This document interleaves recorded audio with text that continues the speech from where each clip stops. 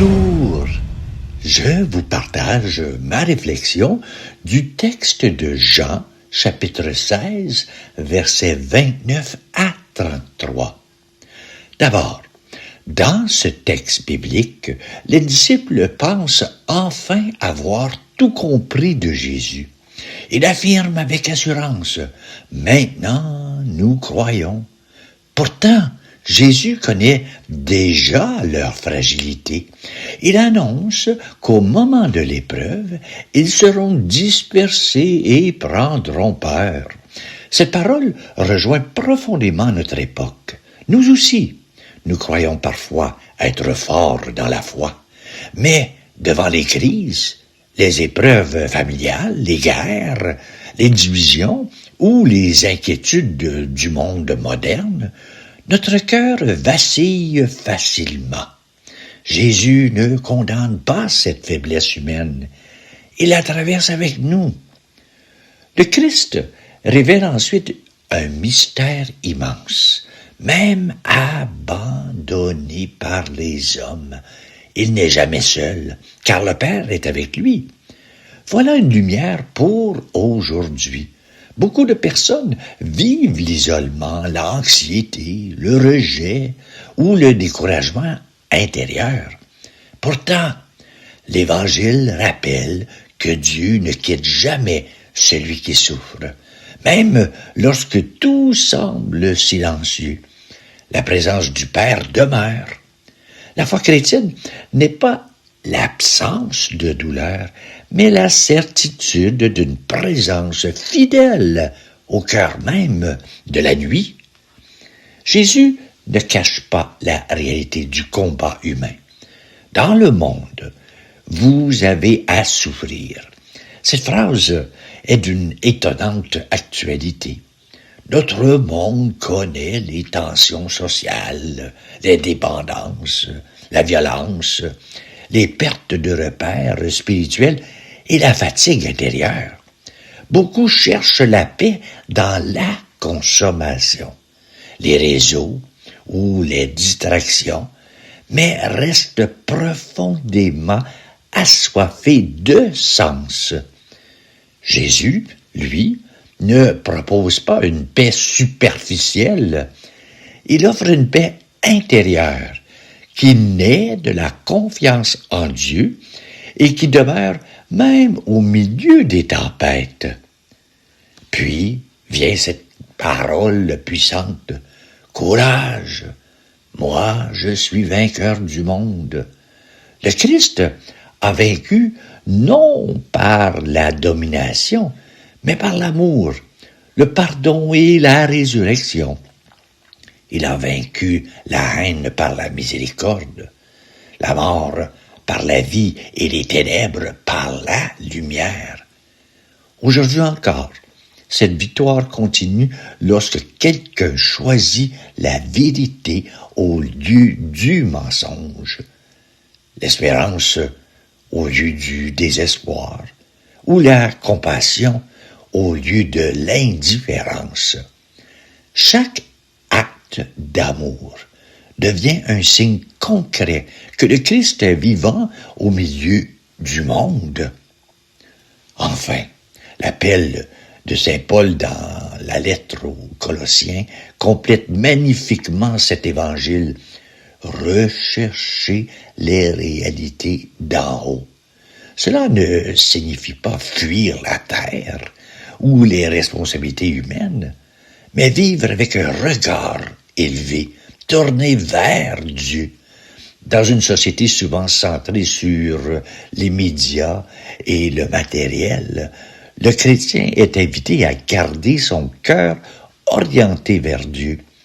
Chercher les réalités d'en haut, c'est apprendre à vivre avec foi, espérance et charité, en laissant le Christ transformer notre manière de penser, d'aimer et d'espérer. Au cœur de cette parole du Christ qui résonne aussi une espérance pour notre temps blessé et inquiet. Nous marchons dans un monde où les lumières des écrans brillent souvent plus fort que celles de l'âme, où beaucoup de cœurs sourient en apparence, tout en portant silencieusement leur combat intérieur. Pourtant, au milieu du bruit, des peurs et des nuits humaines, Jésus demeure comme une flamme que rien ne peut éteindre. Il avance encore sur les routes de nos vies, relevant celui qui tombe, visitant celui qui pleure et redonne souffle à celui qui n'entendait plus l'aurore. Sa victoire n'est pas celle des puissants de ce monde, elle est la douce puissance de l'amour qui guérit, du pardon qui libère et de la lumière qui renaît après chaque obscurité.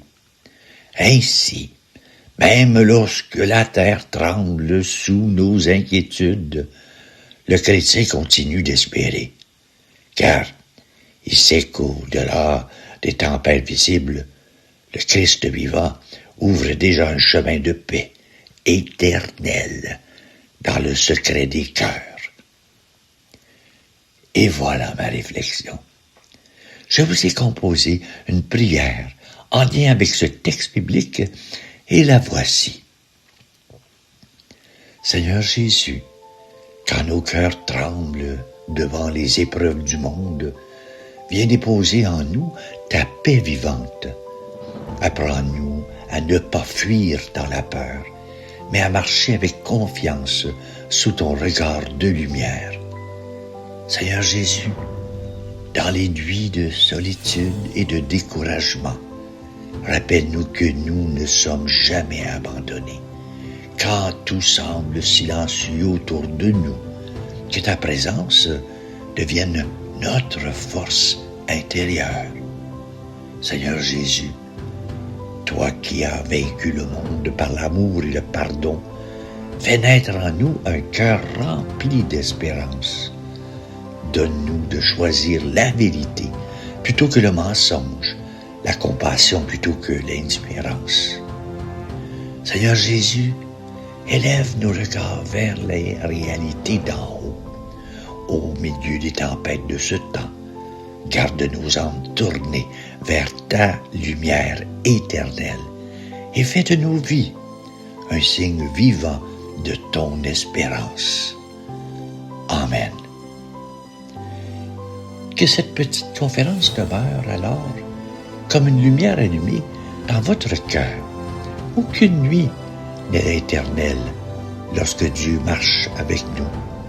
Même si le monde traverse des tempêtes, même si nos forces deviennent fragiles, Jésus continue de murmurer à chacun « Courage !» Ce mot devient une promesse vivante pour ceux qui tombent, pour ceux qui doutent, pour ceux qui cherchent encore un peu de paix au milieu des blessures de la vie. Le Seigneur ne nous abandonne jamais au bord du chemin. Il ouvre toujours un horizon nouveau, là où nous ne voyons plus qu'obscurité. Alors, avançons avec confiance et gardons l'espérance vivante, que nos vies deviennent des flammes discrètes dans ce monde souvent fatigué, des signes d'amour au milieu de l'indifférence, des témoins de lumière dans les jours assombris, car le Christ est vivant et sa victoire continue de fleurir dans chaque cœur qui aime, pardonne et espère encore. Et un jour, au-delà de toutes nos peurs et de toutes nos larmes, nous découvrirons pleinement cette paix éternelle que Dieu préparait silencieusement depuis le commencement. Et voilà. Merci d'être là. Je vous souhaite une très belle journée.